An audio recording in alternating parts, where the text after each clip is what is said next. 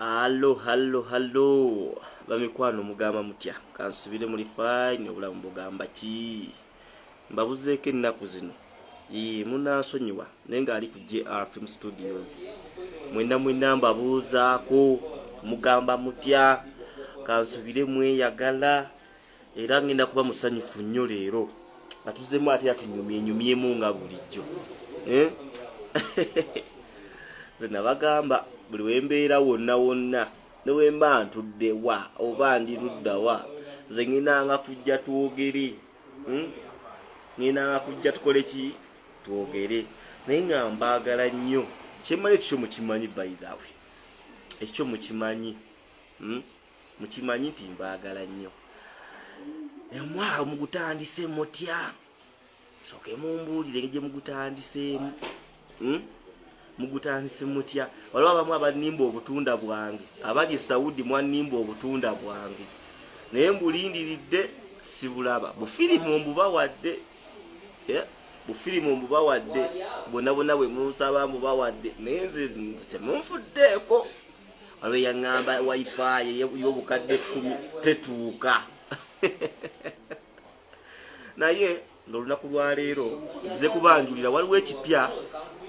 ekizze oba ekiriwo JR Film Studios nabagamba nze mbaagaliza nabagamba wamagezi agabazimba nemba wamagezi agakola batya tugatta abantu mukimanyi ekyo sigera kyogera kwa ekyo mukimanyi bye tukikola naye olwaliro nyine ekirala kipya tekyembaleetedde era ekikugattako ng'era bulijjo ne banaye munaagana na bugaanyi kumpa kirabo kyange abali Saudi nga mukomyewo naawe ali e Uganda webale kujja mukwano gwazze komenti nga wansi awo mbuulire ku linnya lyo munaagana bugaanyi kumpa kirabo kyange kwaba naye mbafuddeko mbawa firimu ezibabuulirira naye mbawa busikiti obubabuulirira nenvayo nze mwenyini neeyogera neŋŋamba neeyi kino na kino sikomyawo ate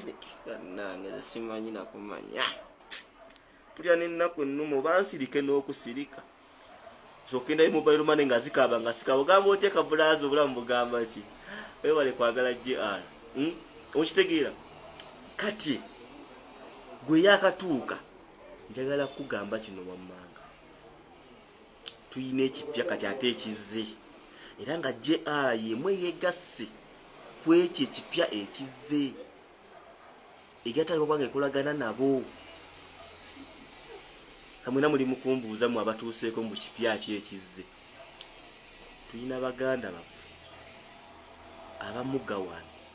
properties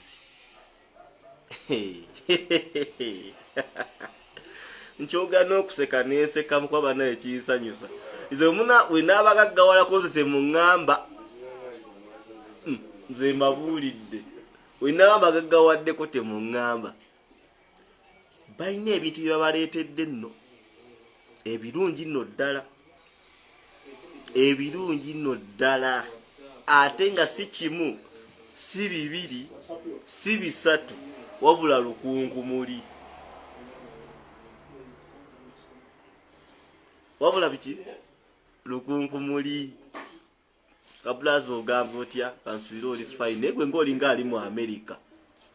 olinga ali mu America okusinziira nga bwe nnengera wali mpadde nno ku ssente ekipya ekiriwo kyembagamba tulina ebyakabi ebyatuuse mu ggwanga Uganda byemubadde temulina saagala kubyogerako bwogezi ngenda tambula mbibalage ekirungi ekiriwo nti Facebook esavinga live eno era mugenda kuba mubiraba naawe aliko sheyalingira munno mwagaliza akirabeko aligwe bro laba nzana okuwanga n'entebe z'olina zikaddiye kati wano tulinawo entebe ziri ku original ate nga zolina ode zikoze ki zikaddiye kuba nkulabye osese eno ze mumanyi kuba nnyo kubamu ku lwali awo netusekasekamu abali e Saudi mujjuka kantu kentiro bagamba kali kentiro bagamba nti leka okukola bukozi ssente ng'ozitereka buteresi usanga n'omuwala bw'anaavaamu azikutwaleko nga tomanyi sente zo ziteeke mu ttaka. Ekyo nakibagambako ko emabega wali vidiyo eziweranga 8.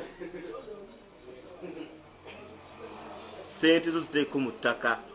Omanye tinyine ka politika na ka milioni 5 byonna mugawadi ebireese. Leo tunamalira okumalira eri okunyumya tuzinawo basaawa 9 ogw'ekiro. Mujja kwa byonna mubitegedde. Kati nkyabasunirako busunizi. Just akatonotono. Brother sokola ikingo commenting sharinga. Sharingira munno kubasagala sigenda kwogera bintu byange muri abantu 3-4. Njagala abantu musoke mujje sharingira munno. Nze ngenda kulaga ku ntebe, nkulage ku fridge, nkulage zikabada, nkulage wardrobe, n'amataka ngenda babuulira gatandikira ku sente mmeka. Ate okumanya boy tuli battabu. Nabe milioni 3 tulina poloti zaabwe, ffe tuli banyiivu. Waliwo mwana muwala Janati ali Saudi yaŋŋamba kati nze mumuguza bagagga. No, si bagagga. Enwe mwali mumanyidde mu eri kampuni. Eyo kampuni by the way navaayo kati negasa te ku kampuni ndala. Ate eno si yeeri. Eno yemanyi n'omunaku owawansi. Kati se n'oba olina milioni 3, 3.5, 5, 6, milioni 10 paka ku milioni 10. Ne bwoba oyagala wali mu kibuga Kampala wakiri paka enkade tugijjawo tujjawo paka enkade tukuguzaawo. Netukuguzaawo kumanya twanyiize twazze kubeererawo bantu baffe. Twagala nkulaakulana. Baide twagala nkulaakulana. Ka blaza ogambo ida blaza. Akati olaba. Enkulaba otudde mu ntebe. Kati entebe eyaffe yukayeebwa mukati kola boti eyemu gijjeewo ojjeko ntukuguzeeyo entebe. Kati zo ziri mu ddiiro kati gulaezo mu kisenge. Lekera okutuuza omukazi wansi. Omukazi mu kisenge omutuuza wansi. Ogamba otya mukola kasuli fine. Omukazi omutuuza wansi mu kisenge. Ebintu ebitunyiiza. Tena abakazi bazze ne banduupira. Mubeera n'ebisenge binene ne tewabeera.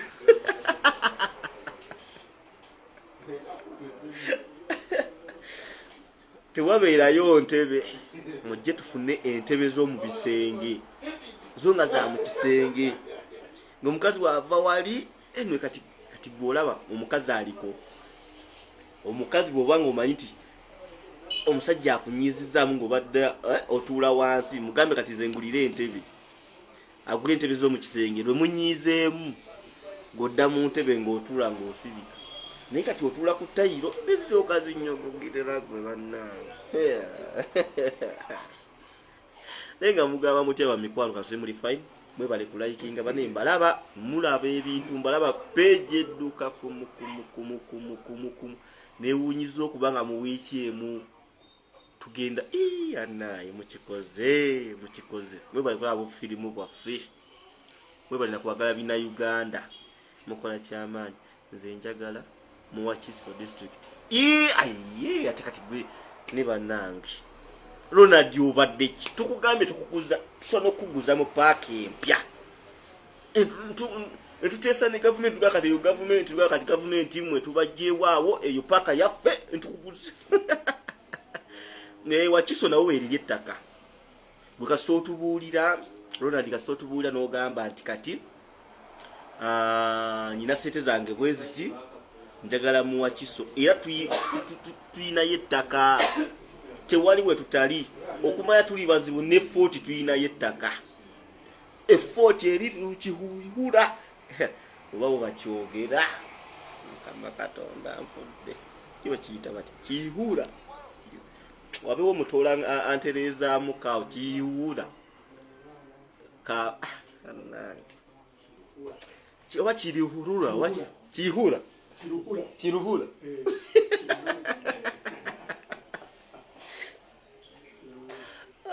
Dage moja tulumye nnimi zaffe ziveemu zigweri. So muganda wange njawo nabagamba Uganda ate okumanya twanyiize ne Dubai tuyisobola muguzayo ettaka.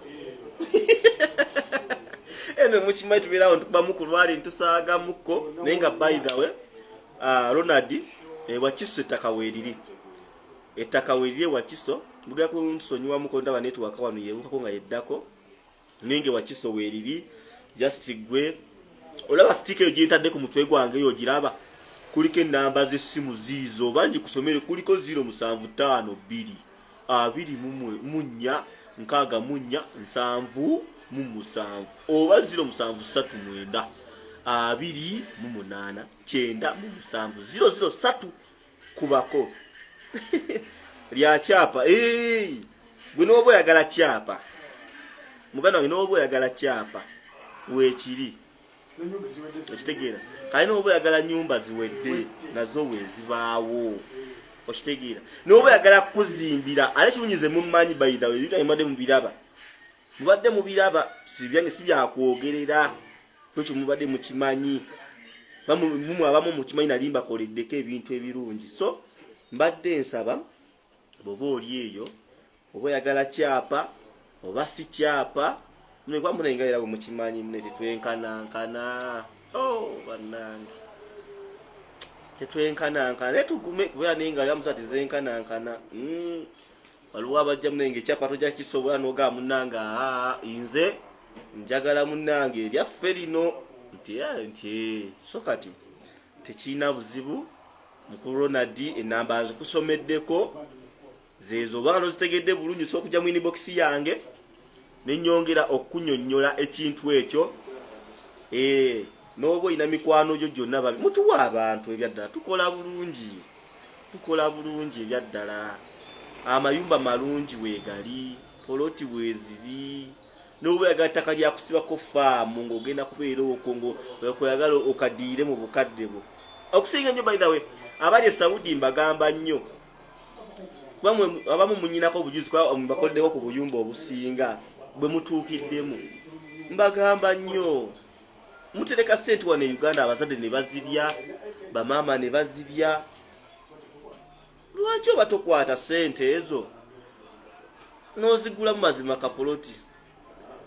Ronald kyekyo muganda wange so enamba kyemmanyi ozifunye tekigana kukubako ezo essimu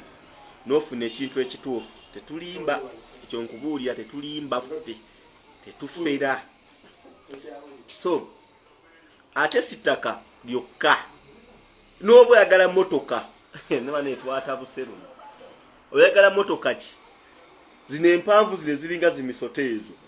ziba zitaba rozi bati ezo ate kubeyo naye ng'ekintu ofuna origino ng'ofunye origino tetubeerangako na bintu nga so origino ate ebintu effe tubijja walako tubijja Japan ate mumanyi Japan ekintu kyekola tugenda America Bungereza okudde eyo mwezi ensi ezikola ebintu ebiri origino bye tuleeta wano mukitegedde so kati simanyi mufiriji simanyi washing machine tewali kyakwekwasa ajja kujja motoka nava wano nga naye tojja n'emmotoka entono kuba zino entebe za wano ziba nnene nnyo bwe buzibu bwe zirina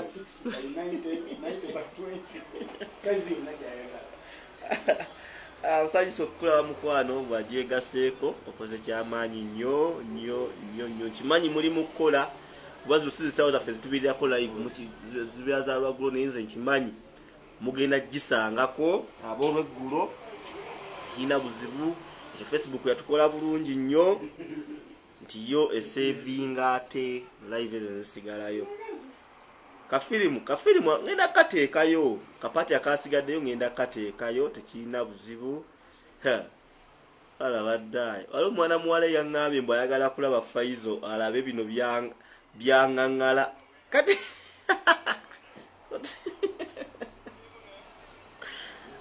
tewali buzibu ngenda mubaleeterako naye ababuuzeeko nja muleeta naye nga ye vidiyo ye yekka ababuuzeeko ababuulire lwaki yalimba omusawo mu ddwaliro n'adduka n'omulambo ayo Alya Kawundo nga ekyalinamu bulungi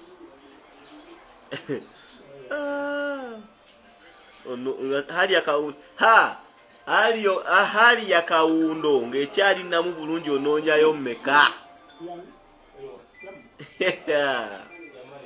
Likisinziro olina ssente mmeka? Kwanza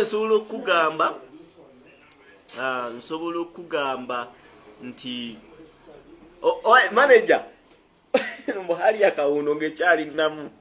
anoonyayo mmeka? naye nga kiyinza okusinza na ssente z'abaalina. Kiyinza okusinza ku ssente z'abaalina. Wose ogamba nti miliyoni 23 mwezi yalina 3. Oyinza okugamba nti 23 ng'alina 15.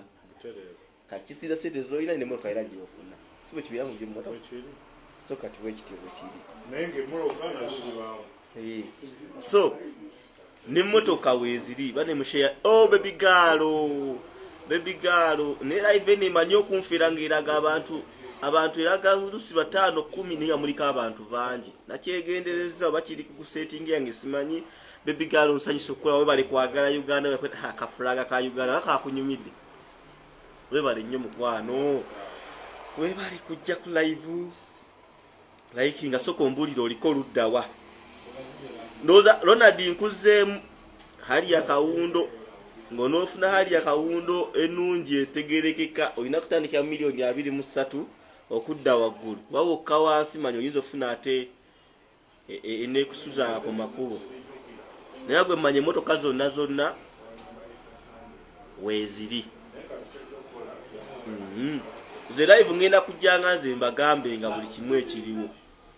Leero Ronald tombuulidde okusooka ati fast oli luddawa.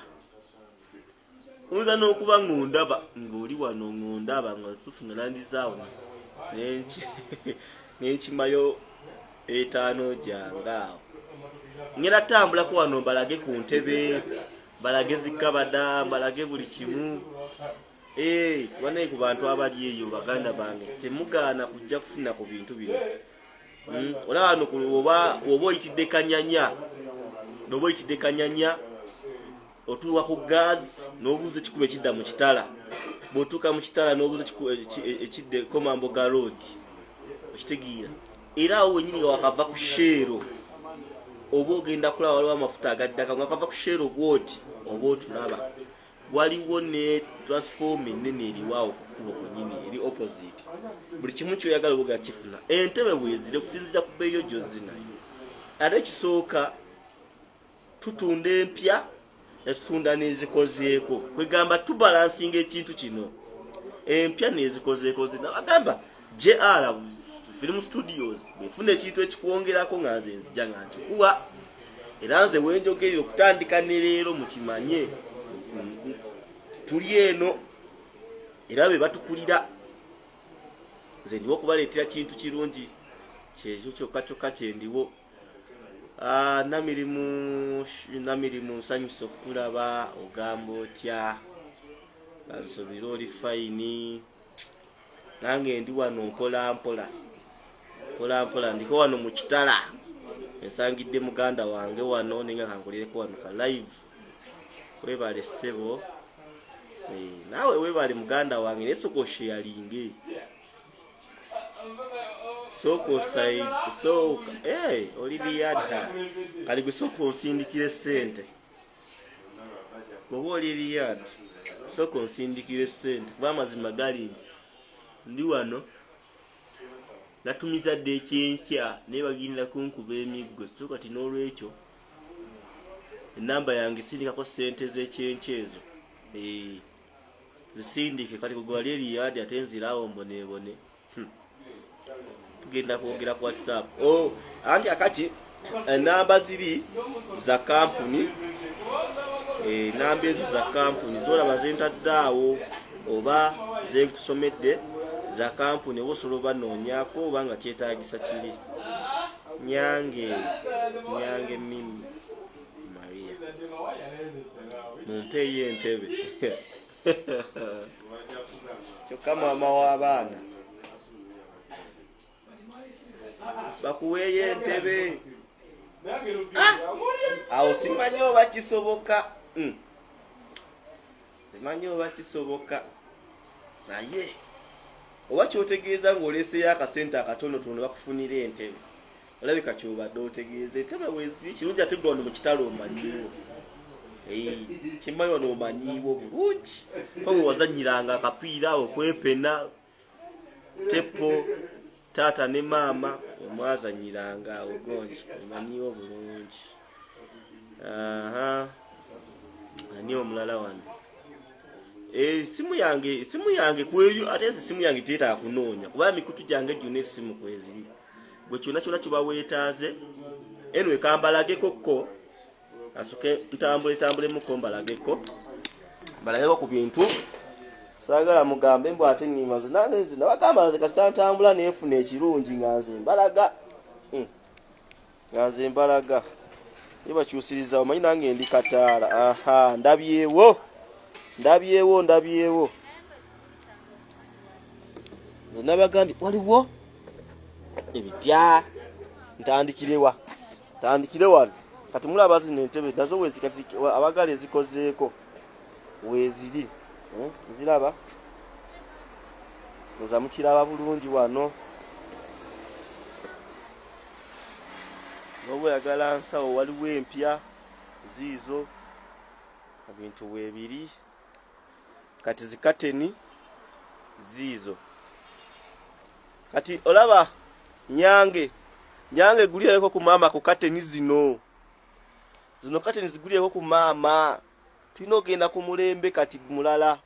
amataala gaagano mugalaba banaayinze munansonyi bayitha saabagambye nafunye accident saabagambye ova ku accident gyofuna n'olwalirawo n'essenyiga nafunye accident ne mukama mulungi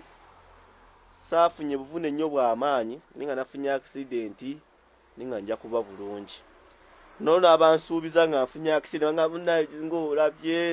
ng'olabye siina na muntu yaŋŋambye mbw ate kaakati muganda katujje tukulabe ne mwakooyera ddala Uganda mwakooyera ddala we mutya abantu mimi ekitala kino olaba otya nga tukiyeemu maama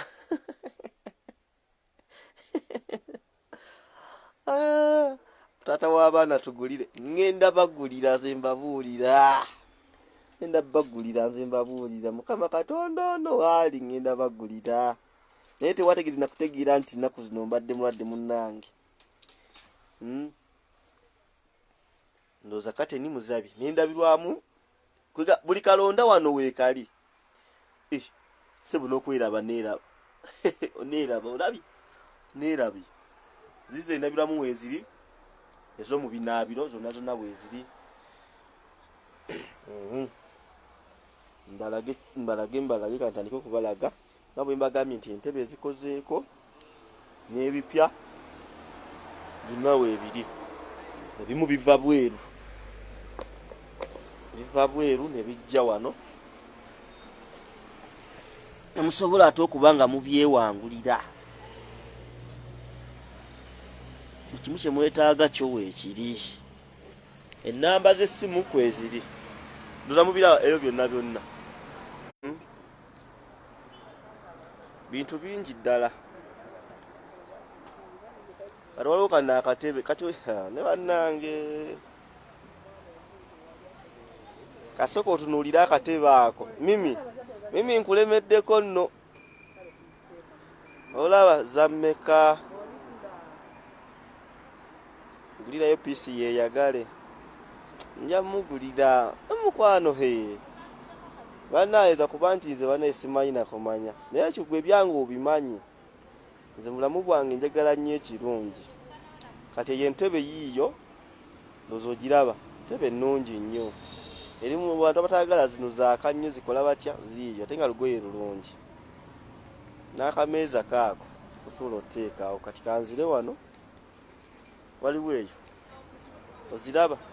ate kyensinga okwagala ku Facebook nti yegenda savinga live zino gwe wenna bw'obanga olabye live eno nga mbadde nvuddeko tekigana genda mu inbox yange n'ombuuza by'ombuuzizza mba nja kukuddamu ekirungi ekiriwo nti ntaddeko kasitiika kaako kwekali enamba z'essimu zizo kweziri bulungi 075246477 osobola okuba nga ofuna entebe zino waliwo eno entebe ekolera ddala buli kimu so ogiteekamu oba oyagala so ogiteeka mu woofiisi ekola mu ddiiro ekola ne mu kisenge nva bagamba mu abakazi abanyiiganyiiga n'abasajja bamu bwakunyiiza omusajja ng'akunyiizizza kwata kibudda wali mu katebeko weebake omwo weebikke wakati sayite osobola okukwata nyangera abafaizo bwabigula omulabye wakoma mulabadde naku zino yagejja yakola n'akabi nakasinga k'abakazi mbadde nkyabagamba eno entebe ogiraba kati ngamba gwe sisita ali wano nga bba wakuulakuulako waya nga mwenzi kati weefuula olunaku olumu mutoyaga tomulaba funa essuuka weebake mu ntebe yiino mpanvu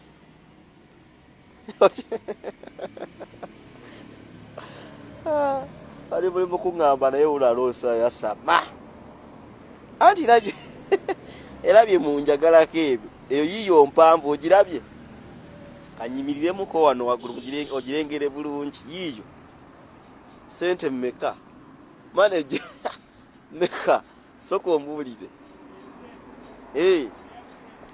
naye nekyesinga otegeera tetusobola kulema bakyogera batya kulemagana olira oluganda ono ye manager akwasaganya ono no manager twamujja Saudi Arabia yakubanga emmundu ziri ezabanga ziganye naye yawangula olutalo olwasooka mu 1963 kati twamulese wano alwanagane olwawano sebo totya live eno giraba egenda sigalayo so yogera bina bina byolina okwogera tokitya nti oba ogenda vaako abatulaba tubaaniriza ku Mugaward Properties nga yenze manager w'ekifo kino ebirungi byo tubirina bingi era mujje mutuwagire entebe zino nga bw'oziraba seeti ebbeeyi okusookera ddala bbeeyi wano yakuteesa tulina bbeeyi yonna seeti y'entebe zino nga muziraba tulina wakati w'emitwalo 5 7 65 kisinziira tetulina gwe tugoba bbeeyi yonna tugirina bbeeyi yakuteesa nawe kenyini basobola okuguliramu nyinza okujja nga njagala kugula gwe mu Mugaward Sebu nsobola okujja nga nzize kugula gwe gwe neetaaga so ali abakazi abagamba nze njagala oyo omusajja ebitunda byo ebiri bingi nnyo okay awo kirungi nze kanyongere kubalaga bintu tulinawo entebe waliwo entebe yempitawa naye bannange kati waliwo na zino wano nibalaga nabagambye tutunda empya nezikozeeko kiba kiri muganda wange kati tulinawo na zino zizino okumanya twatawusi tulina zino ezigula ebyengoye byonna weebiyite waligamba nti aye tetulina kintu kyonna kale ebitanda biibyo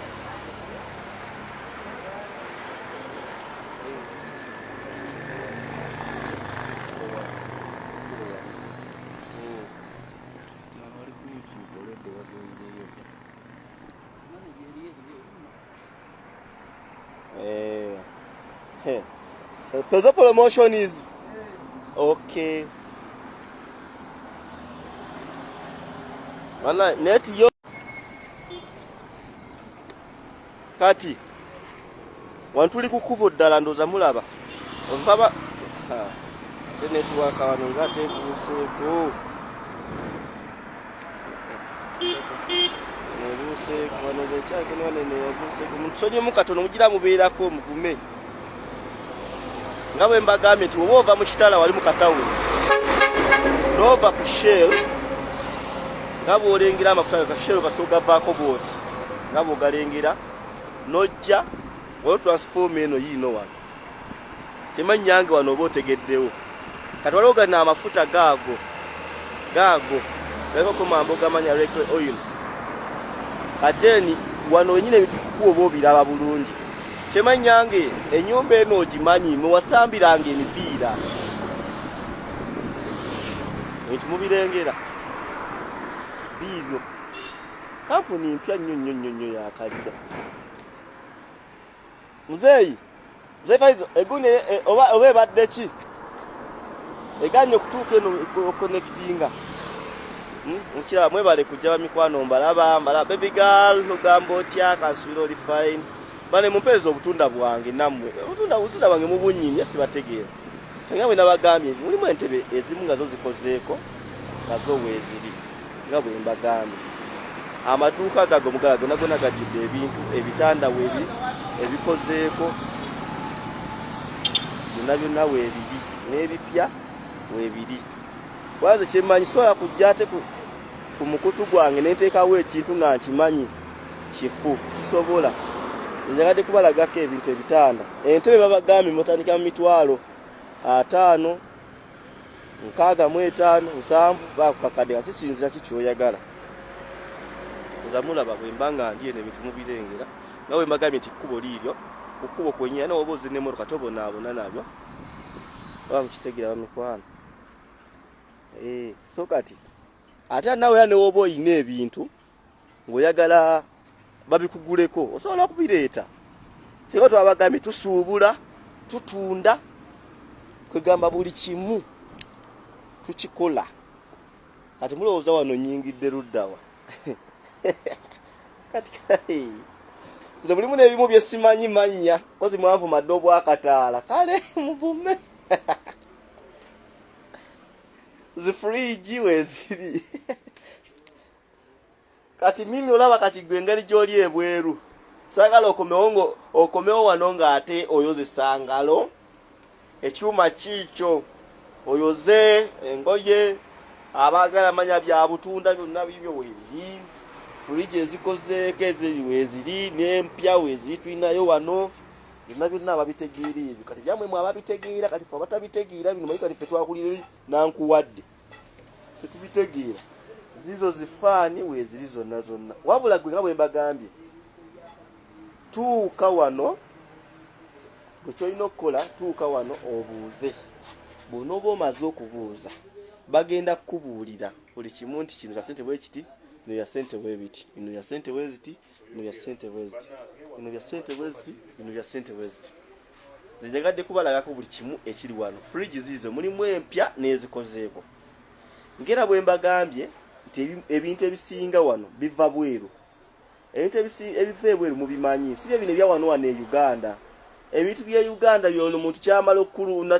n'abana n'akisubu ye mwenyi n'akyesumululirira nti ate manya yeekanikira noweebuuza okitegeera toli makanika naye weefudde mbw ate okanika fridge ziizo kati eno fridge kyemayo oteekamu n'omuntu mulamba kati eno soogi bayita batya eno eba ekyali fridge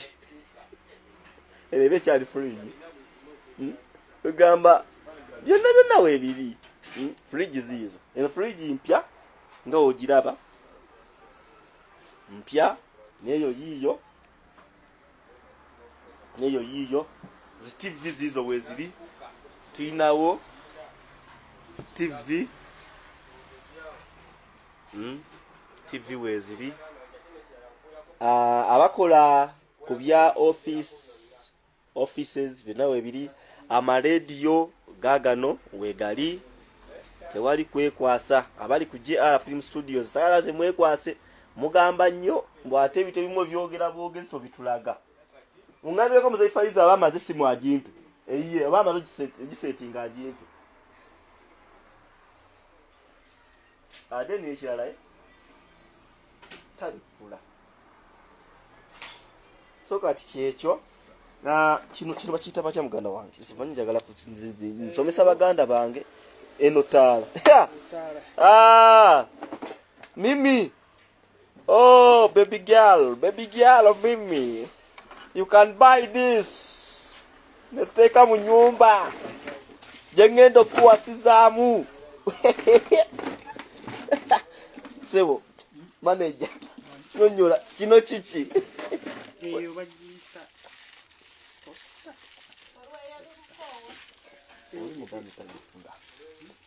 okitegedde bagiyita batya posta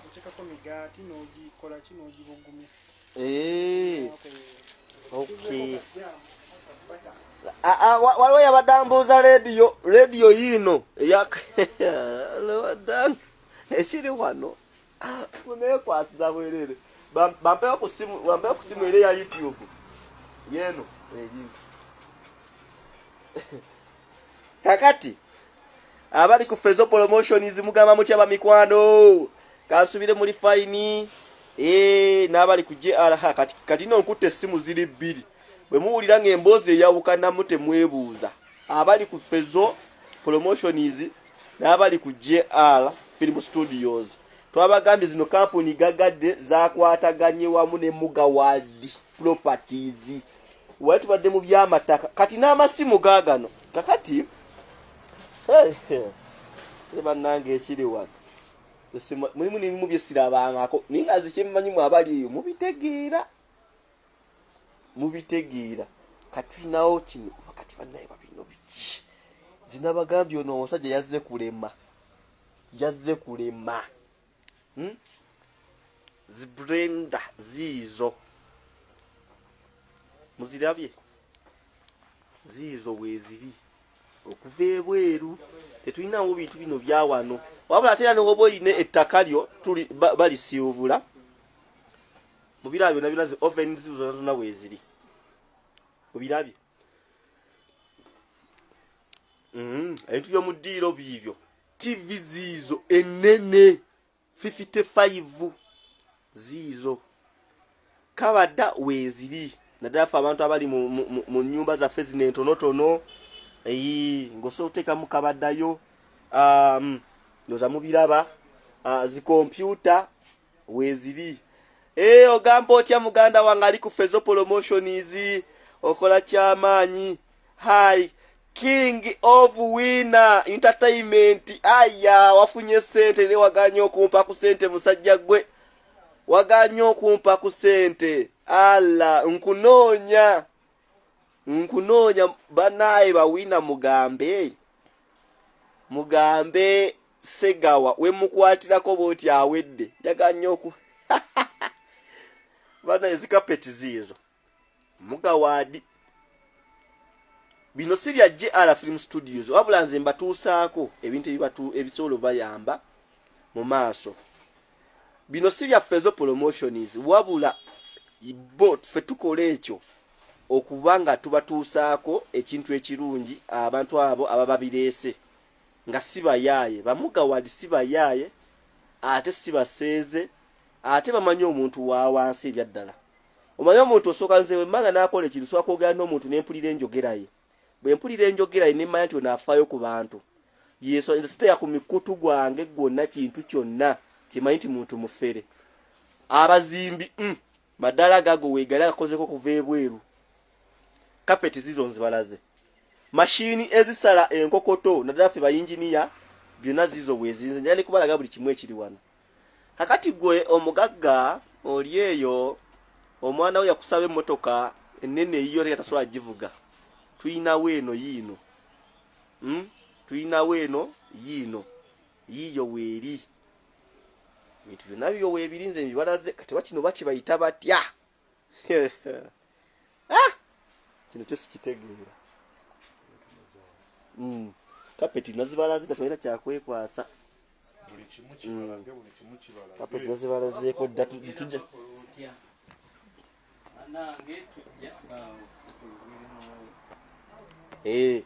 kati Fezo Promotions kati soke twogereko n'omukulu Mugaya Faizo CEO wa Fezo Promotions ate era nga y'omu ali ku JR Film Studios uyo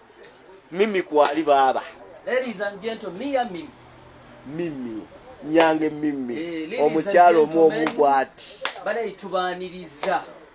fenga bwe tutambula ensi tetujja jjiko walero tusibidde wane wabakama baffe era nga wotuuka wano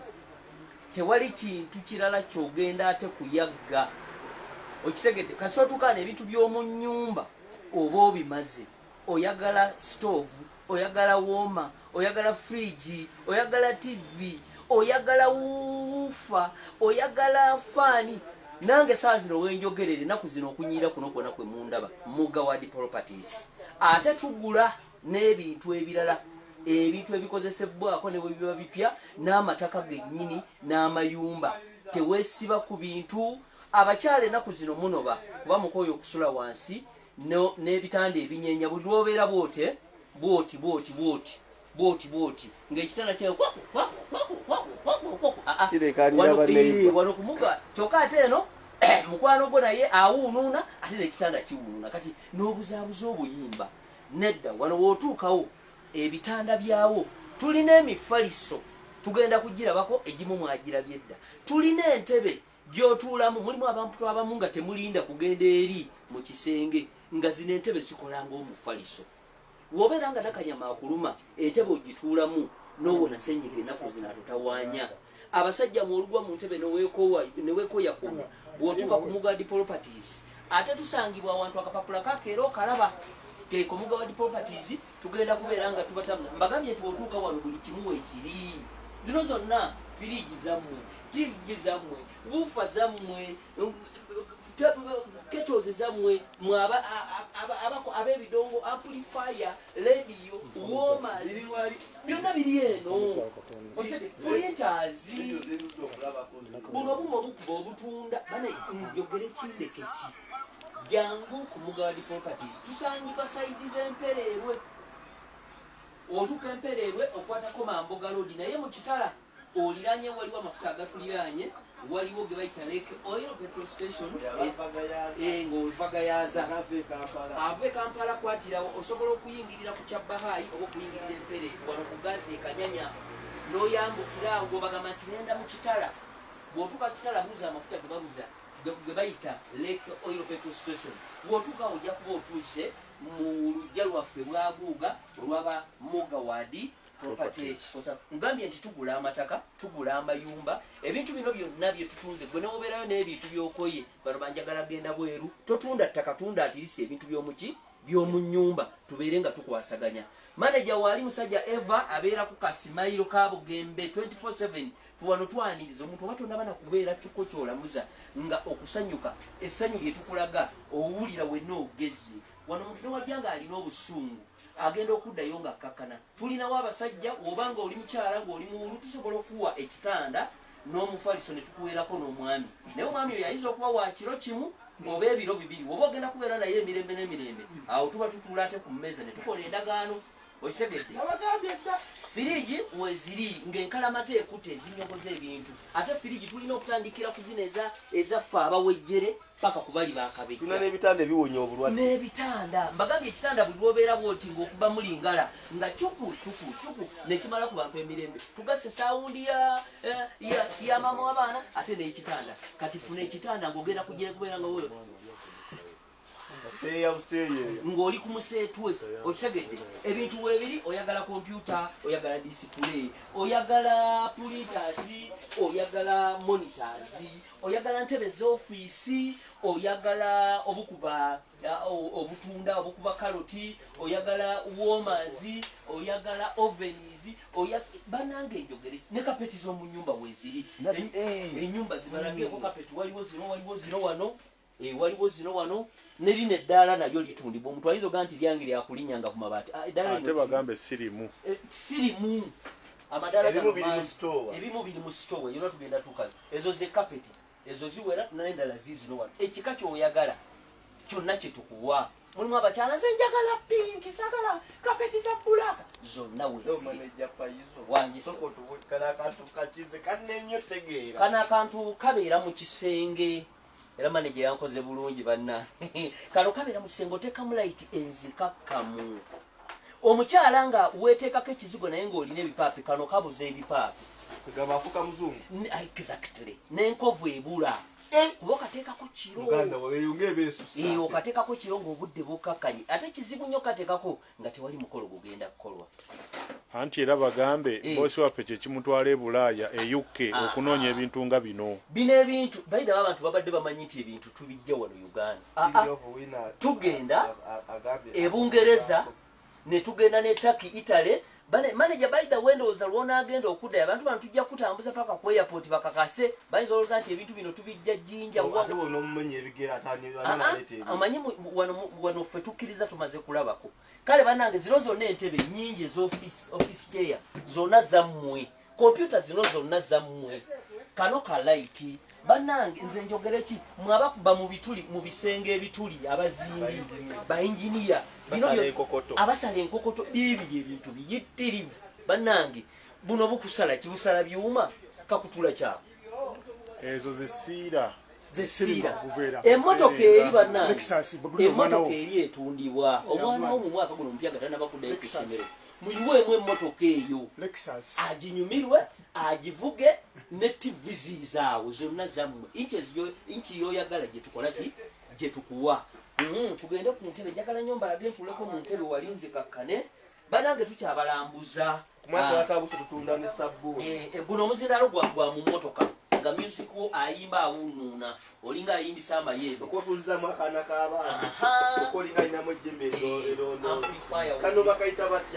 kano eyo mixer beef mixer ekuba ennyama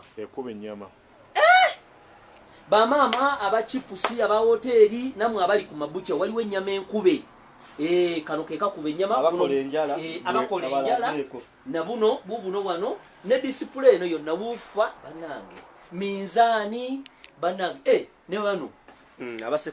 waliwo kyetutalese nkugambye wootuuka wano ekinuno mbadde sinnabakira manyi ndudde okusekula kubinyeebwa mucomu abakola mucomu manija kino ekya yero eyo machine bannange abenje eyo temusembera mwe abalina kapeti nga yaguba eringa ekyonziira kano kanuunamu ate tekalekaamu nankani nfuufuwadde naguno omupiira gwennyini gutundibwa gulirayo omwana omupiira asobole okuzannya naye omanye omupiira siya leka naawe ani atamanyi mupiira ojja genda ogwe ani atamanyi mupiira kitufu ogumanyi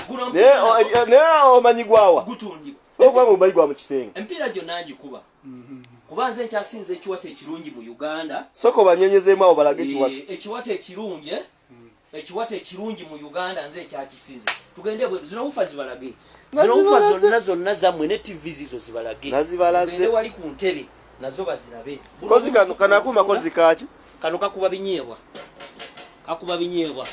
manija yamyanyambye obumu n'embutera bannaye mbadde ngenda kuswalira wano abakuba obutunda bintu bingi sibimanyi kaloti biki bibino kana abagala simanyi abagala okukakanya fesi nga zafumuka bakayita ka steam kano steam amazzi agokya abalina fesi zakalambala ke kano kali akateekamu amazzi agokula mu ngala agokya n'agatokya zino manya fani nazo zammwe minzaani eno nayo eri ku fosero si yange eno minzaani bane mujje mututuukirire kutusangibwa kitala okwegayaza oyambukira wali ku mukaaga empereerwe oyambukira awo nojja gw'oluvuga buvuzi olwonasangira amafuta ge bayita leke oil petrol station ojja kuba olaba n'ekipande kyaffe tuli mu lujja bwaguuga mundage ku ntebe zentuulamu bamaama okwoza mu bamaama abalina akatanda k'omwana si kirungi kubeera nga olina emino gy'ogenda okukola ekiro ate omwana akutawanye mu mufulira akatanda bwakaaba kaliko n'ebyokuteekamu ebyabana ebyokuzanyisa bye ab'enjala wano wookolera wootula n'okola emirimu gyo n'entebe zino entebe zonna ziri ku foseeri eno entebe weda gye mbagamba nti maama w'abaana waba agenda kunoba wetegeka omuntu agenda ogireeta ng'ali mu kwambala engoye agenda waabwe entebe eno wogituulamu nga bwengenda ogituulamu ebiseera ebisinga nze nanyweddeko dde ekyokunywa naye mba ngenda kati wano omuntu ali mu America oba ansinga ki eno entebe eri ku foseero ate teri yokka era ogiraba eri neeno awo nvuddewo kati n'entebe endala yiino entebe endala yiino nayo yonna enyumyamu omukazi ng'afaanana atya olowooza okitegedde eno nayo yawano ogiraba kati osobola okuwa kano kapiro n'okawa omwana naawe n'olera ngeri gye mutanaba kuzaala baana kati omukyala abeera wano bwe munyumya omukono oguteeka bwote n'otandika bebi nga nkwagala olina amaaso amalungi oba ono ajja tugereseemu soje jangu bakikuwaane ajja atuule jangu otuule tulina olaga abantu bano kirina okubeera kakikole ng'omukazi olongozi olese kakyayo kataddewo omaze okateekawo kati kakibebe kitudde kibebe kitudde kakati kadde ogamba otya mukwano obulamu wano woolaba babayitawo ba Mugawad Properties batunda ebintu byonna entebe eno ogisiimye oba togisiimye oba zonna we ziri wano nungi owulira otya soka wenyenye mutulabe mpola soko yimirire wetolole mpola mpola wetolole mpola mpola wetolole mpola balage ekyo kati wenyenye mutulabe kati tuula zino entebe zonna zisangibwa ku Mugawad Properties n'ebikyalo ebinyirira bwe bitono temulowooza nti yavudde South Africa oba Bungereza muna Uganda be bamu kubakwaniriza wano ku Mugawad Properties essimu yaffe ye yabaddewo essimu manyi ngenda kuwadde akapapula nsolo gibasomera wano bayita wogenda 0752 24 64 77 oba 07 9 ey'ofiisi 28 9 7 zino ntebe zonna zitundibwa ate ono omukyala bambi mbeerera mbeerera naye alina ensonyi akakaseko ka sisitemu gamba nti nga yeeti alina ensonyi era wemba wakusabukulula nze ŋŋenda obbasooka olunaku olwaleero naye tukwaniriza ku Mugawad Properties woba ovagayaza kyamira ku 6 waliwo ekikubo ekyambuka ekwata ery'ekkomamboga ovuge buvuzi kuwola nsoyo bw'onaatuuka mu maaso ogenda kulaba amafuta ge bayita Lake Oil Petrol Station awo wennyini bw'olunaayisayisa amaaso booti ogenda kuba olaba Mugawad Properties mukwano okyayagala tutambule oba olina byogenda okukola tutambule kati eno entebe zitambula 2 buno obuto tubuleke wano bananga oluvaano ngenda kweja vaana manager ampadde omukyala era leero simanyi bwe ngenda kusula zino zitambula 2 zakulibwa n'akameza kano kabalabi eno meeza ebeera mu makkati wano zinetaba olumala neno abanywa wala ji basonywera kaawo kati neno yiyo era jangu okwati banna abali ku JR nsanyuse nnyo kubala baba mikwano kakati neno ntebe nayo tugitunda lwaki entebe zino tezinyuma ng'otuula mu bwomu zinyumwa muli peya ate kizibu nnyo era singa manager omulundi omulala tugenda teka wano obutunda oluvaano okumala okunywa ku butunda n'emmere nga twesogga kisu byebiti ekisu kyekitanda sebo nabyo tugenda biraba waliwo ebitanda wali ebitanyeenya nene entebe era zitambula nga bw'oziraba nazo ziri ku market mbagambye bano be bamu ku baana abakwaniriza ku Mugawad tulinawo n'ennume abasajja nga bawulu nga baakula ale naye tumutunda by the way bw'ogula ebingi ku Mugawad ono tumukuwamu kiro kimu mumala genda ku musaayi ekyo mukitegedde tuddewa waliwo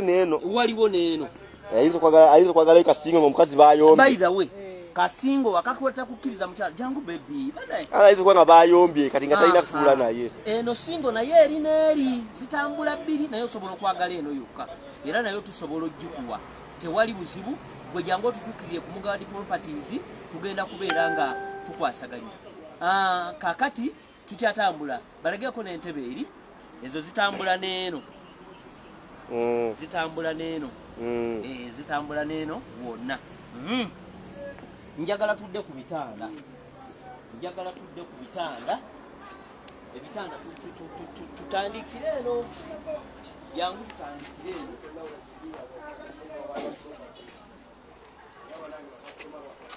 okoye ze kwatireko wali mzee Faizo Solomu wazile kwatia kwa okoye kwata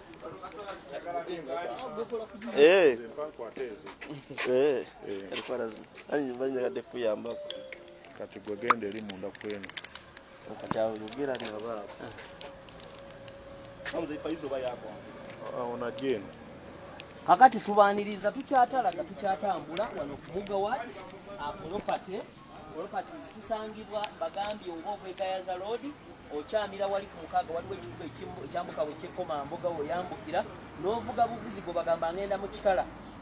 totuuka na mu kitala ojja kulaba amafuta bagayita kkomamboga leke oil petrol station awo wenyini ojja kuba olaba amaka kati nga tuvudde mu ntebe olumala okugula entebe tenyuma nnyo nga toguze kitanda munaku zino abakazi munoba kuba tewaka tewali kitanda n'obuliri obwa wansi tebunyuma bino bitanda byonna byaffe biri wano kuzuga ward properties byonna bino ebitanda byaffe wotuuka wano bagambye nti buli kimu okisangawo ebintu byonna ebikozesebwa mu nnyumba network etusudde wano kweno bw'otuuka wano buli kimu oba ogenda kukisangawo mbagambye nti bino ebitanda byonna byakutunda okitegete byakutunda byammwe abantu bakasitoma baffe jangu otukyalireko ne bwojja okulamuza tetugaana gwe jangu ogambe nti banaye njagala kulamuza ku bitanda era ojja n'olamuza ebitanda bino byonna byammwe ate n'emipalisi egigendako weekiri okitegete ekitanda kino kyokasuka omukono bwoti n'osika omwana w'abandi mpolampola mpolampola mubeera nga amazina gano aga slow motion zonna zibeerawo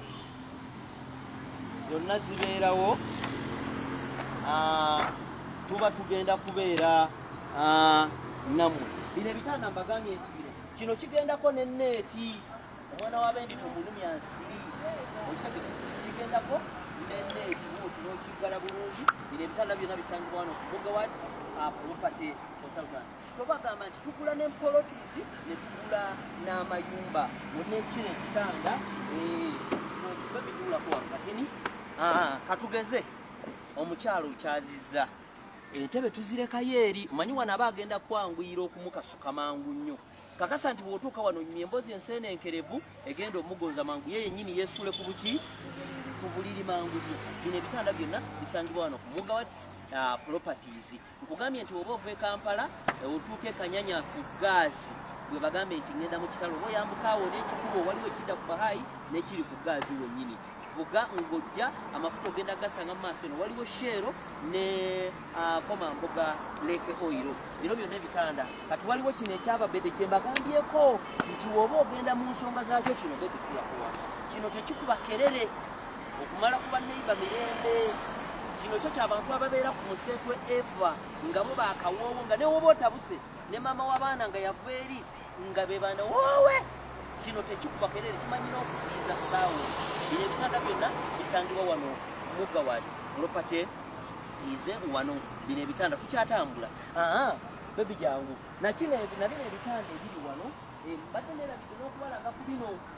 byonna kyekimu na kino bino ebitanda bisangibwa wano Bugaward properties bagambye nti namba yaffe eri waggulu awo mwe abatalina namba ngenda kubanga njibawa oba manage osobola obasomeramu awo ku namba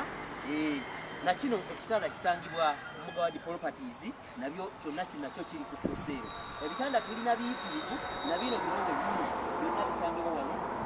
Bugaward property consultant kakati waliwo nebino ebyababede kino kiriko n'akatebe kana akatebe kabeera mu kisenge tekabeera mu ddiiro byonna biri wano Bugaward properties bagambye kusangibwa Komamboga bw'oba okubagayaza loodi oweterawo ku mpereerwe ku mukaaga manye ku mukaaga wali oba empereerwe bonna woowetedde n'oyambuka ologate wali goloodi olubuuza wali goloodi ng'obagamba nti nze wengenda ku wali goloodi wengenda okubeera nga nkwasaganya mbeere nga njagala kugula bintu ebya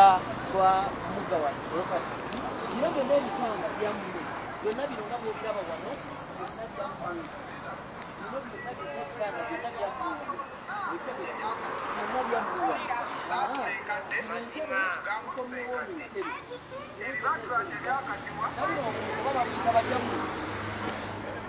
Budami buno nabo weebuli kano nno kanfaanana budami weebuli mu kalazi ez'enjawulo mwe abatunda ebintu by'abakyala ebintu by'abaami budame weebuli bagambye nkyabatambuza tugenda kubalagako kanakooma mwabagala okusika capati n'emberenge bebitudde waliwo ebiti akabagala okusiika emberenge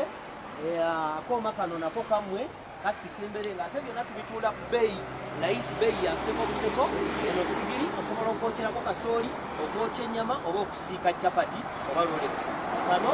oba chipusi. Kano kakulu kasika mberenge, byonna biri ku bbeeyi layisi. Na zino kuleeti zonna zakugayo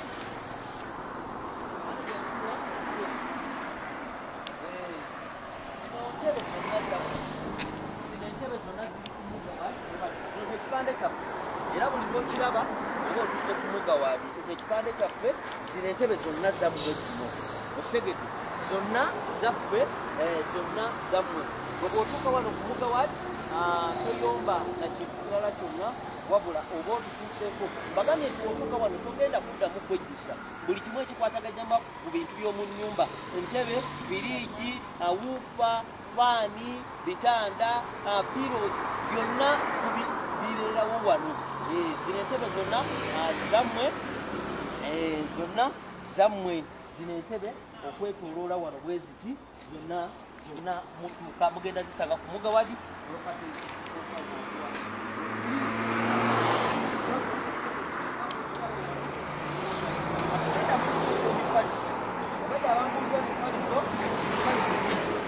egimu ku mifaliso gigino wano byonna tugenda kuba nga tugigula nga mugenda gisanga wano ku mugawaadi properties wetugenda okubeera nga tukwasaganya. Bagambye olina omuwala ogenda kukyaza ogenda mu bufumbo omwana w'abendi tomugulira buyinki 6 tomugulira bitebe bigenda okununula akabina ke kati akabina ng'ak'omwana ono tokusobola mutuuza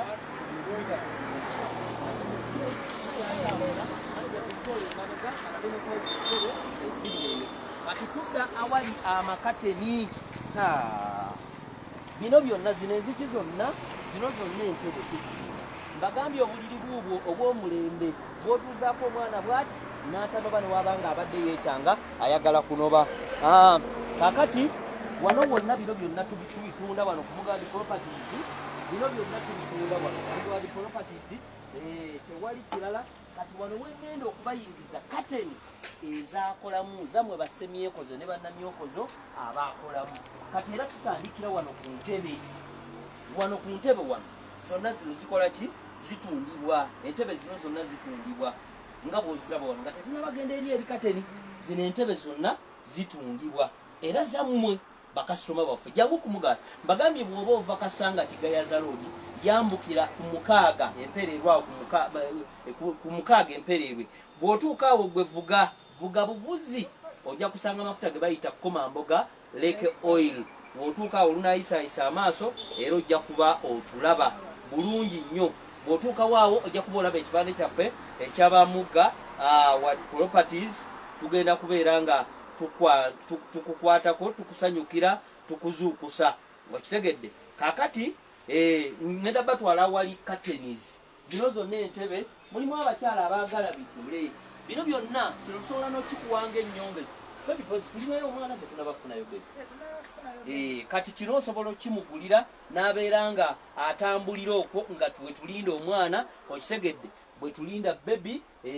Kati mwabagenda ku byeyo mwetaaga bags zino oba bazita suit bags oba bazita batya naye nga zonna muzeetaaga zonna weeziri oba mwabagenda okuzza ku baana ku masomero zonna zino baaga weeziri mujje wano ku Mugawaadi Properties. Mbagambye oba ova Gayaza Road yambukira Empererwe ku Mukaaga ovuge buvuzi ogenda kulaba Komamboga Lake Oil ogenda okutusanga. Zino dolowa oba kabada firiigi elements za piki zonna weeziri. Kakati abaagala curtains wano tutandikira wano manager tutandikira wano ezo zonna curtains zino zonna curtains zino okitegedde zino zonna curtains zammwe ogiraba bw'emirimu nnyo oziraba zonna curtains zammwe zino okitegedde zino zonna curtains zammwe okitegedde. Kati eno eri peya n'eno era osookamu katimba ande wabeerawo n'eno okitegedde zonna curtains zammwe zino oziraba zonna zisangibwa wano ku Mugawaadi Properties. Zonna curtains oziraba zino zonna zammwe oziraba bwe zinyirira. Kino manager kyekimutwala e Bungereza okusuubula ebintu eitale kata byonna bino byonna abijja eyo n'entebe bwe ziri zino zonna curtains zammwe. Mwaba akamala okuzimba mujje mutuwagireko ogiraba material ziraba zonna oziraba zonna zino ate nga bagambe bonna beetaga curtain tuziina mu bungi ddala so eno room gye tulimu bannaffe display naye nga kateni weziri mpitirivu mu bungi tebazinaawo basomera ku namba awo wayinza okubeera wali mpozi ab'ennamba eri 0758 43 12 77 zino zonna kateni zonna zaffe zisangibwa wano ku Mugawadi Properties abava e Kampala ogenda kwambukira ku gaazi e Kanyanya oyambuka ovuge ng'ojja mu kitala gobuza abantu kitala eriwa bw'otuuka kitala buuza ab'omu kitala nti amafuta ge bayita Komamboga Lake Oil gali luddawa ogenda kuba ng'otusanga zino zonna kateni zino za display naye nga tulina kateni mpitirivu zino zonna bannange laba eno laba bannange zino zonna kateni tulinawo made in Bungereza made in Qatar made in ozisanga wano ku Mugawadi Properties Mugawadi Properties ave Kampala kugambye okyamira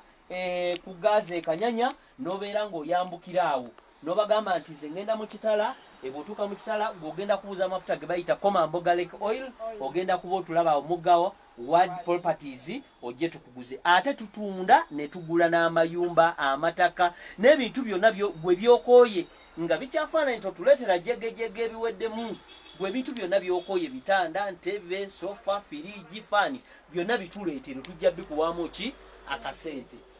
zino mbadde tukyabalaga nti zonna kateni ebyo byonna weebiri awo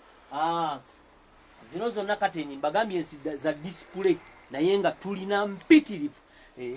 kaakati eno nagibalazeeko dda etambula n'eno oziraba zonna zino display naye nga kateni girabe munda olaba ettiiriyo weriri eddungi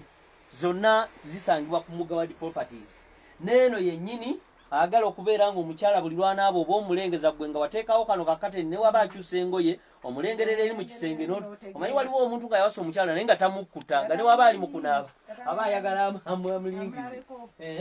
kakati ne wabeerawo ne boodi eno mwabasomesa bakola conference meetings ng'ogenda kuwandikako n'eno boodi eri ku foseera ate etambula kyekirungi kyayo okitegedde etambula n'okutambula etambula kamala okugibagirayo wano katono mugirabeko nga bwetambula etambula n'okutambula iyo ogiraba eno boodi nayo etundibwa kaakati eyo nga tuvuddeyo zino zonna mbagambye curtains zonna bed cover gye weebika wenna n'obuguma ndowooza mundaba omuntu weebika ne weebaka wenna n'obuguma oba olina akaana nga empewo ebatta eno bed cover zonna oba olina abaana tobakkiriza kulwala obulwadde obweyaabwe empewo ekayitemu ogirabe eno bed cover then ne pillows weziri zino zonna pillows buto bwa mu ntebe byonna bwebiri neno bed cover mwabalina ebibwa ebizungu olaba ebyoya byayo bifaanana ng'ebyembwa enzungu zino zonna bed cover ziri wano ku Mugawadi Properties tuli wano mu kitala oyambukira oba ku Kanyanya oba ova Kampala oyambukira Kanyanya ku gaazi nojja waggulu eno mu kitala n'obuuza amafuta ge bayita Lake Oil ogenda kutusangawo manager buno buliri mu faliso buliri kika kibunaate bannange na buno obuliri mwabakolamu buno obuliri bwammwe zino zonna kateni mbagambye zonna tuzitunda zonna nga bw'oziraba wano zino zonna kateni manager zino mira kiki kyeba byakumeeza ezo za kumeeza ezo zino meeza ate eno ndabirwamu y'abakyala balage ku electric mirrors yeeriwa zezo oluteeka amasannyalaze tolaba busayini bwa ttaaci obwo ate buno ezo chandeliers zikola ki bana bazimba ennyumba nga bakolamu kabeera mu ddiiro waggulu wakati mu ddiiro Njamuze wali ku matala endabiramu ze zirimu n'amataala zaaka zino ze bayita electric mirrors zirimu ndaba wano ne on switchinga kati bw'ogiteekako ekola eti eno eyakabwasi bw'oba oli mu kizikiza oba weeraba bannange electric mirrors mbadde sizirabangako ye ng'okutambula kulaba okudda ku nyumya eno mbadde sigimanyize mbadde manyi buli bwe twagulanga obw'olukumi kakati neeno era naye electric kuba nayo ngirabamu ekipesa kya on kiikino wano naye electric millers zino zonna kati nimbagambye ziri ku Mugawats tusangibwa mu Kitala Komamboga Waligo Road ochegedde n'emisaalo bayida wabasiraamu salamu alaykum wa rahmatullahi wa barakatuh waliwo obusaala akalipotable okateeka mu mmotoka wane mabega gwe swala wekukwatira funa bufunyi wuzu osobole okusaala eswala ereme kuyitako kakati ezo zonna byonna biri ku Mugawats properties wano mbagambye nti tugula amataka tugula amayumba tugula ebintu ebikozeeko nga fridge nga woofer nga warmers nga ovens entebe ebitanda bw'oba olina ebintu nga owulira oyagala obifunemu akasente byonna otutuukirira Mugawats enamba weeri awo mu kapapula mugenda giraba mwabatagirina tugenda kubanga tugibasomera awo mpola ate tubeere nga tutambula namwe mpola mbagambye nti zino zonna mwe abali mu kuzaayo abaana ku masomero n'abagenda ebweru ku byeyo basisita bange abagenda ku byeyo babakazaako erinnya ly'abakadama si ddungi nnyo naye lyeryakala ebyo ebintu ebyo bisawo oteeka omwo ebintu byo toddamu kuyagayaga ate na kintu kirala kyonna kakati tukyatambula mbagambye wano tumazeewo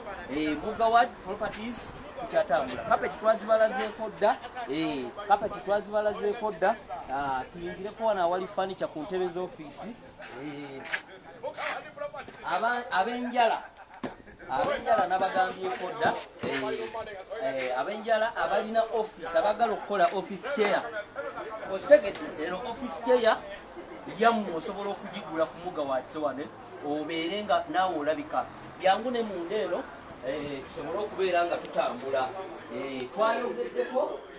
ku drawer oba odrop oba buno babuyita drawer kitchen cabinets mwe mubeera amasowaani bikopo obutundu n'ebirala kati kitchen bagiyita kitchen cabinets bino byonna kitchen zino nzigi kino kitanda ebiri modern bino byammwe bannanga ate kino mbadde sinze mbadde manyi luggi bannange ebitanda nammwe bannange nabuno bwebuli ndowooza Mukama yeebazibwe kano oba okategeera butegeezi bamanyi okubeera bwe bati ne balinnyako wano ne boogera ebigambo ebiryowa abantu emyoyo ennyo obona bwebuli n'emmeeza zino no tezeetaaga nnyo baana baddalu tezeetaaga nnyo baana baddalu nazo basingo naye oba olina abaana naye nga abaana bano abasomako bayinomu kakati kino nakyo kitanda manager ezo TV stands TV stands si zonna bwe ziri obutanda bw'abaana babuyita butanda bw'abaana bugaali bw'abaana butanda bw'abaana mwe abalina babebi naawe asuubira okuzaala jangu ku Mugawats properties tukuguze ebintu bino mbagambye office chairs fanangira bakatebe ng'olina emirimu gyo gyokola oba olina kompyuta ng'okola emirimu gyo eno bagiyita nozogiraba office chair tukyatambula mpola zino twazogeddeko dda TV display oba bakabeni kiki TV stands n'ebintu nga bikyuse nga ndi babega w'omulembe kaakati bino obwedda bye mbagamba nga muwakana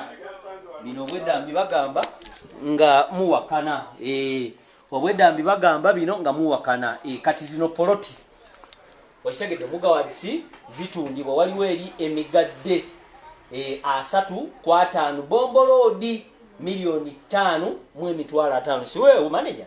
then waliwo eri ekavule Matugga 4.5 $5,000,000 wofuna poloti ebintu nga bannange bigize then waliwo eri Ekiana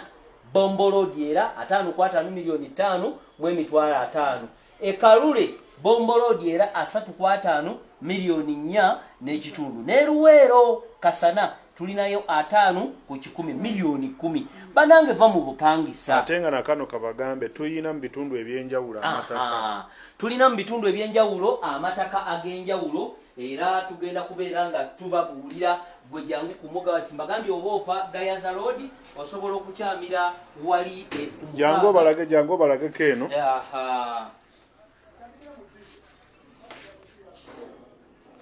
dressing mirror weziri bino byonna ngambye ebintu biri wano biyitirivu ne mu store wano tetunaba kutuukayo zino zonna dressing mirror ojja ne weeraba byonna ebintu biyitirivu biri wano ebintu gwotuuka butusi ne tukulambuza nojja ne weeroboza ebintu byonna byosinga okwagala byonna weebiri wano zeemu ku zisitowa zonna ebintu weebiri ebitanda weebiri dressing mirrors zizo weeziri waliwo ezaawo zonna osobola okubeera nga ojja n'oyogera n'obeera nga otuuka wano Muga Ward Properties. Mugambye nti ng'omwana akukaabya ayagala kugwa agogaba masuuka kale ebintu bingi ebiri ku Muga Ward mbagambye mwabagala okubeera nga mutukubirako akapapula we kali mu videos eyo eri mu kutambula naye mwabali ku YouTube muyinza ogamba nti ate ffe nga tebatusomera kuki ku namba namba ngenda 4312 eyo namba eri ku WhatsApp ate ze zimu ku namba eza Muga Ward Properties. Mbagambye oba Vagayaza Road ogenda kwambukira oli obayita ku mukaaga waliwo ekikuba ekiri awo ekiddeko Mabuga ne wobuuza abantu awo nti njagala kuddako mu kitala oba Waligo Road olutuuka awo gwevuga buvuzi Waligo Road ojja kutuuka waliwo amafuta bagayita Komamboga Alex Oil bw'otuuka awo gwe ne wotambuzaamu amaaso katero bwoti ojja kuba otulaba bulungi ekipande kyange ojja kuba otulaba jangu nkugambye bw'ogula ebingi tulina abakyala mukyala tusobola omukuwamu olunaku olumu naye musooka ku musaayi saagala obeere n'amatu otandike n'okusonda amaanyi nga tonnaba kujja wano kutuwagira tulinawo n'abaami waliwo bamaama ng'ojja kutuuka wano wegoma omusajja alina ekirevu nga kyakuweeweeta abasajja webali ne wabeerawo n'abasajja abatalina birevu gwe gwoyagala ekika kyonna waliwo abakataketake waliwo chokoleti waliwo babig nganze naffe abagonda ebiwato nga buli lwokinyenya bwoti kyonna kizanyabuza kiringa ekirimu giriisi mujje bw'ogula ebintu emyongeza ya musajja oba mukyala bw'ogula ebingi ng'oli musajja ennyongeza ya mukyala abamu kubo weebali omu kubo woono ate ekyewunyisa abasinga be tubeera nabo mbeerera era gwoba ogenda okusimulula bokisi eri sealed naye omanyi okusimulula bokisi nga yasiiringibwa dda omanyi okusimulula bokisi nga yabagisiiringa dda gwoogenda okusimulula ecupa ye eya soda munamukisoomu kati tukwaniriza Muga Ward Properties okitegedde mbagambye nti woba ova Kampala Road ogenda kuvuga oluva Kaleerwe Kyebando Akamwesi giyiteko sibira ku Gaazi Kanyanya awo wennyini buuza